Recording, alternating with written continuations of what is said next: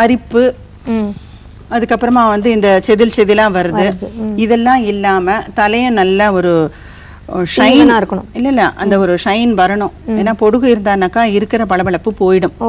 So மறுபடியும் நம்மளுக்கு வந்து ஒரு பளபளப்பான ஒரு கூந்தல் வரத்துக்கு நம்ம வீட்டில் இருக்கிற மிளகு, அஞ்சனப்பட்டியில் இருக்கிற மிளகு, இழந்த பளபளப்பை மீண்டும் பெற மிளகு ப்ளஸ் நம்ம சமையலுக்கு உபயோகப்படுத்துகிற மிளகு, பால், அது நீங்கள் ஊற வைக்கிறதுக்கு அரைக்கிறதுக்கு தண்ணி போட்டு அரைக்காமல் பால் விட்டு, பாலும் வந்து ஆக்சுவலாக வந்து பாலோட கலந்து இதை அரைக்கிறதுனால அதுவும் அந்த வரட்டுத்தன்மை போக்கும் இல்லையா மெயினாக. அனதர் திங் வந்து இந்த மிளகு யூஸ் பண்ணும்போது கொஞ்சம் எரியும் இல்லை, அந்த மிளகு கொடுக்குற காரம், அதனால கொஞ்சம் எரியும், அதுவும் இல்லாமல் இருக்கிறதுக்கு இதை வந்து நல்லெண்ணெயில் தான் காய்ச்சணும். 1 கப் நல்லெண்ணெய் இதில் விடணும்.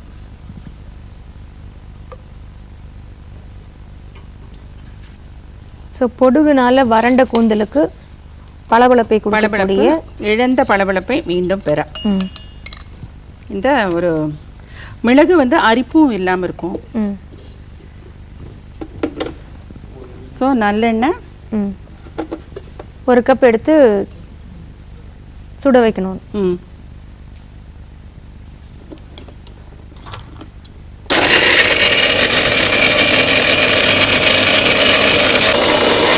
இது நல்லா நைஸா அரைச்சிட்டு, நல்லா நைஸா அரைக்கிறது நல்லது.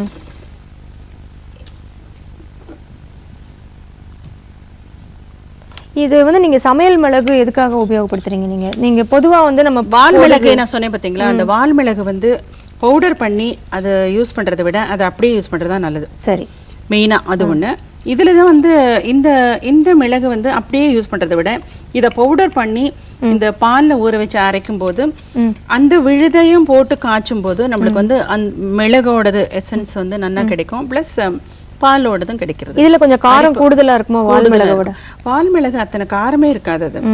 அது அது சாப்பிட்றதுக்கு, அதாவது ஸ்பைசி திங் கிடையாது. அது வந்து ஒரு மூலிகை. மொத்தத்துல வந்து அதுக்கு இந்த மாதிரி ஃபுட் அப்படின்றதுல வந்து வால் மிளகு வராது. நம்ம சாப்பிட்றதுல வந்து வால் மிளகு போட்டு எதுவும் செய்ய முடியாது. இந்த மாதிரி அப்ளிகேஷனுக்கு தான் அதை யூஸ் பண்ணோம். இப்போ இந்த நல்லெண்ணெய் வந்து கொஞ்சம் ஹீட் ஆயிருக்கு. இதுல வந்து இதை தலையில ஏதாவது இன்ஃபெக்ஷன்ஸ் இருந்தது அப்படின்னு வச்சுக்கோங்களேன், அதுவும் இது போகும். இல்ல இன்ஃபேக்ட் வந்து இந்த மாதிரி ஒரு பாலும் மிளகும் அரைச்சு தேய்ச்சிக்கிறது பொடுகு மட்டும் இல்ல, இப்போ ஸ்கூல் கோயிங் சில்ட்ரனா இருந்தாக்கா அவங்களுக்கு வந்து பெயின் எல்லாம் கூட கொஞ்சம் வராம இருக்கும். இந்த மாதிரி ஒரு காரம் இருக்கிற ஒரு எண்ணெயை யூஸ் பண்றதுனால. ஸோ இது பொடுகுக்கும் யூஸ் ஆகும்,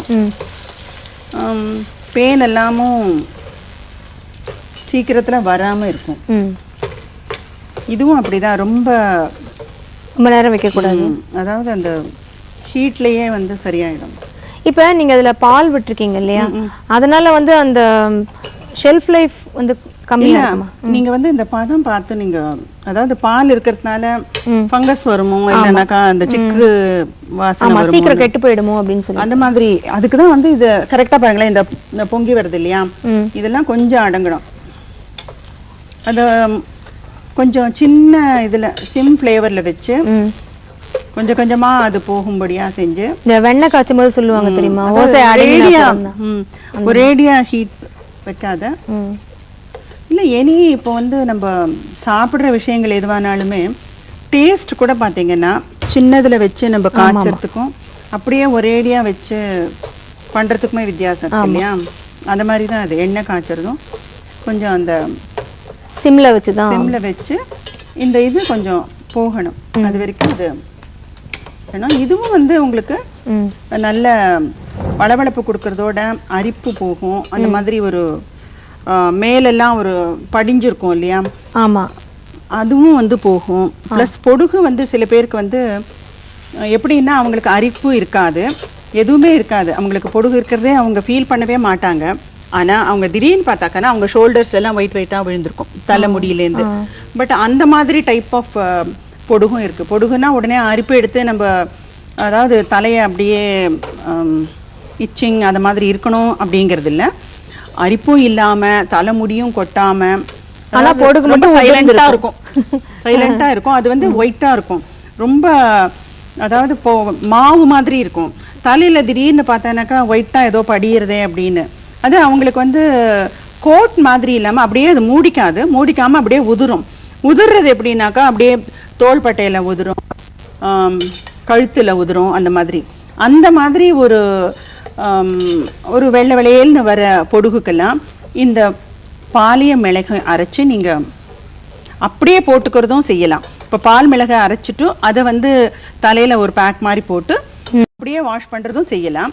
அதை எண்ணெயா காய்ச்சி எண்ணெயை தலையில யூஸ் பண்ணும்போது இன்னுமே வந்து அதாவது ஸ்கேல்புக்கு வந்து நல்ல கண்டிஷன் கிடைக்கும் இந்த ஆயிலை நம்ம யூஸ் பண்ணும்போது. இது பால் மிளகு நல்லெண்ணெய் அரைச்ச விழுது, அதை நல்லா கொதிக்க வச்சு வடிகட்டுறோம்.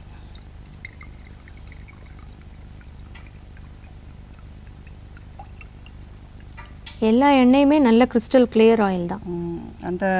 அந்த அளவு அதாவது கிறிஸ்டல் கிளியரா இருக்கிறதுன்றது நம்ம எந்த மாதிரி ஒரு பதத்துல அதை காய்ச்சறோம் அப்படிங்கிறது. கொஞ்சம் ஜாஸ்தியா எடுத்தோன்னா அந்த கிறிஸ்டல் கிளியர் ஆயில் கிடைக்காது.